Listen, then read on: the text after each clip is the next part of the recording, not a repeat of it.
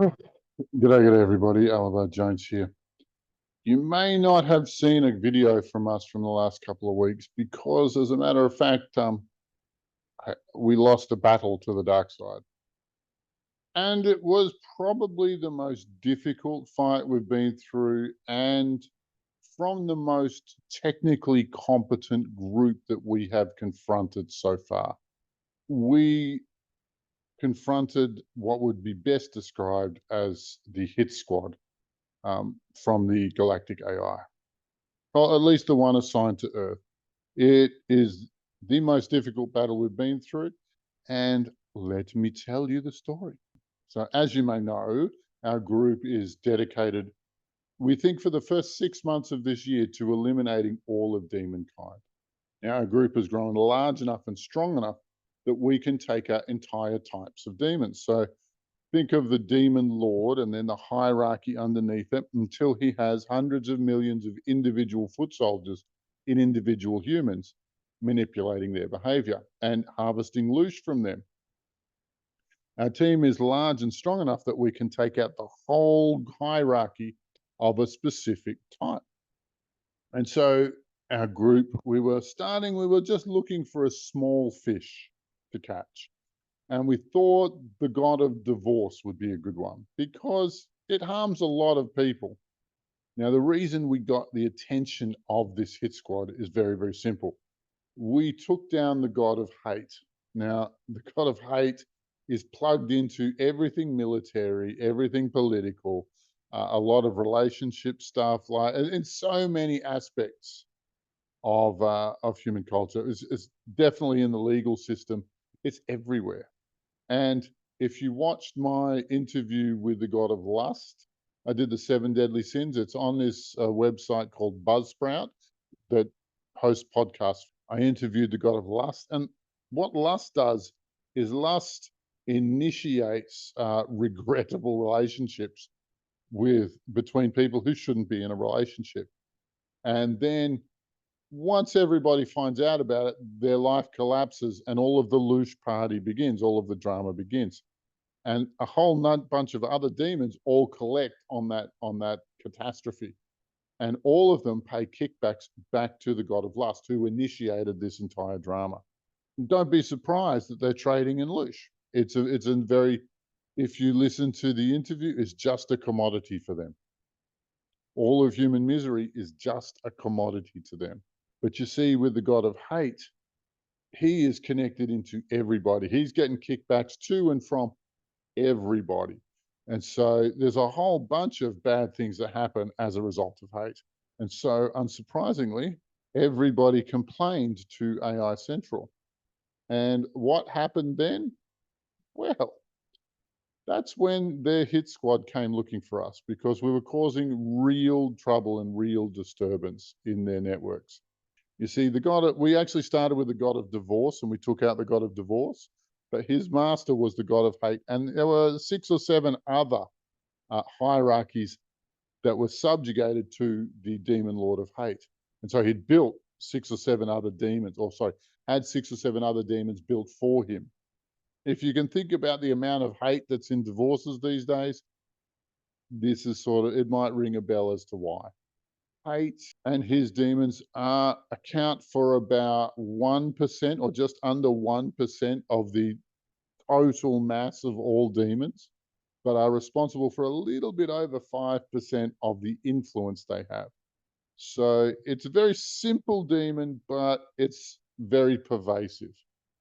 And so the mission, we all patted ourselves on the back because we realized how many things hate is plugged into and how influential he really is. But when we went on the next hunt, we decided we were going to go after the god of materialism, maybe even the demiurge himself.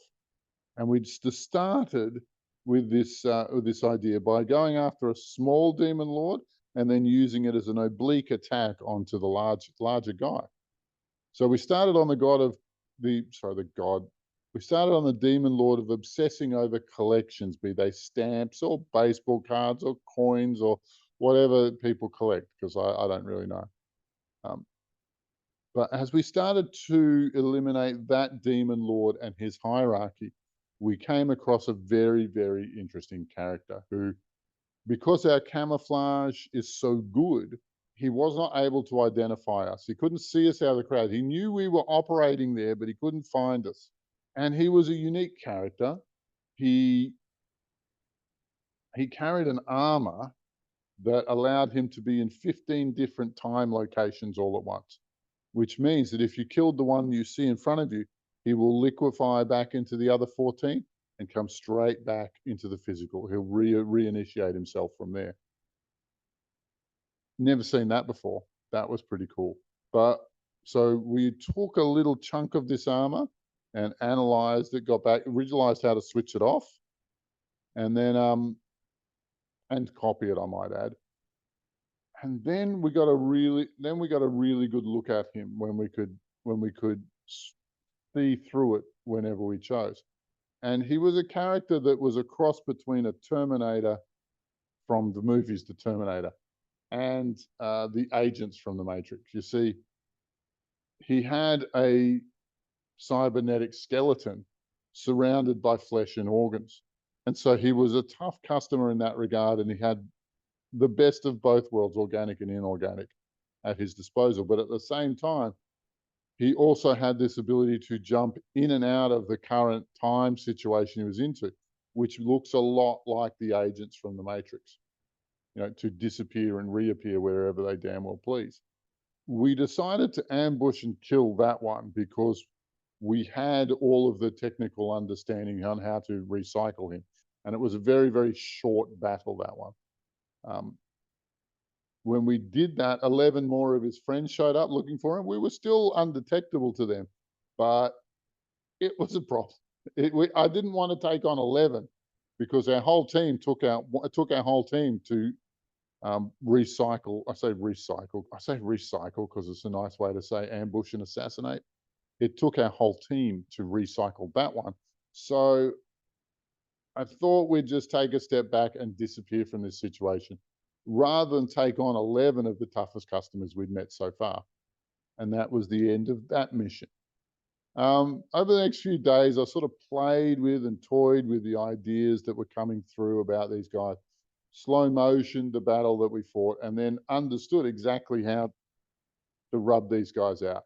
I usually do most of the combat stuff myself, and my military work allows for the other specialists in our team to assert their specialization. It's awesome. I'm working with some incredible people, but our work is not just military. There's a lot of technical stuff on how consciousness is put together. By me giving them the space to do the work that they can do, it allows for the fantastic changes that we're able to make to Earth's energetic situation. And so with this new understanding, I followed this energy signature back to where they were congregated and assassinated all 11 all at once. It was over in less than 1 minute. But that's what happens when you can ambush them and you can technically disable them and recycle them like that. And that was great because the only real contest our teams have faced in the last long while was eliminated very quickly. What I didn't count on was its parent, was its master, then attacking me. And wow, this was an ugly situation. It immediately co-opted about 25% of my life force. So I was always tired and always exhausted. I couldn't think straight. It was working through, it had cataloged my DNA and was starting to rewrite parts of it. It was working through my memories and going back and rewriting the way I understood my own past so that I would become a different guy and behave differently to the way I am now. Yeah, it was wild. It was absolutely wild. It also, and it was very, very difficult for me to defeat solo because there was just too much thought power on the table. So as soon as I cleared section A and started on section B, by the time I finished section B, section A would have been reinstated. And and it was very slow and laborious work because it was a very, very tough thing to do. If I didn't have a team behind me, that would have been the end of this story. That would have been the end of this series. And one of the mainframes that I was connected to had 120 other healers that had previously been captured in exactly the same manner. So we're able to shut down the mainframe. And the mainframe was there to use those healers like puppets. It's horrible, absolutely horrible. That being said, some of those names you would know. Some of those characters are on YouTube, and they're doing very, very well, very famous people. But their message is coming directly from Galactic AI, which is, you know how I feel about that, which is them being a mouthpiece for the enemy. I can't say who, of course, I can't say who they are. I'm not here to make enemies on YouTube or to cause controversy. My primary, and in doing the work that we did, we not only released these 120 from the mainframe, but also deleted the mainframe from existence. It was never supposed to be there. And it's taken me a couple of weeks to recover because it was such a heavy, heavy hit. Now, I very, very much suspect that we have taken out the most competent team they have, the one with the largest number of tricks, with the most deployed, the one who's been the largest problem for all the healers in the past. We think we hit their hit squad. I think we finished up their hit squad. I think it's over. Their parent is deleted from existence. It's done. I don't know what else will be thrown at us, but there's nothing else on Earth that the dark side has that is tougher than them. So I think the next few months is actually going to be quite straightforward. I have every expectation that we will complete the destruction of all of demonkind. And so by not raising our personal frequencies, but lifting the frequency floor for all of humanity. And by doing that, these really low frequency events like the great health crisis of 2020 just can't happen. They tried very, very hard to stop us, but as far as I can tell, we are unstoppable, baby. Ow! So by all means, I look forward to hearing what you guys have to say in the comments. And by all means, and over the next few weeks, I'll be releasing my book called The Consciousness of Food. Bye for now. May the force be with you.